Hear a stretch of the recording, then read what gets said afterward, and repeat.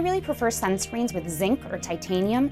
And the reason is that those are natural ingredients, you can't be allergic to them, and I just think that they're more effective and more safe than the chemical sunscreens.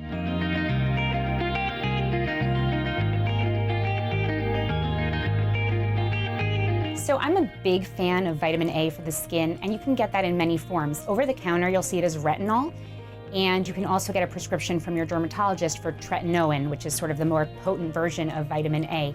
And to me, vitamin A is the cornerstone of treating sun-damaged skin because it's going to help you with almost everything. It's going to help with the pigmentation, it's going to help with the wrinkles, it's going to help improve the texture of your skin.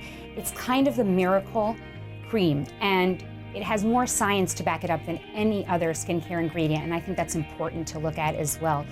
Other than that, I know this is obvious, but you gotta wear sunscreen. You know, sometimes people come and they're spending tons of time in the sun with no sunscreen, and they're like, well, what can I do for my skin? It's like, well, you gotta spend less time in the sun and you have to use sunscreen. And I really prefer sunscreens with zinc or titanium. And the reason is that those are natural ingredients, you can't be allergic to them, and I just think that they're more effective and more safe than the chemical sunscreens. And lastly, if you want to call it a triumvirate of what to put on your skin, I would use a vitamin A like retinol or tretinoin. I'd use an SPF with zinc, and the last thing is an antioxidant. And there's tons of antioxidants you can use, including green tea, vitamin C, pomegranate. There's tons of them now, and you'll find one in the favorite brand that you have.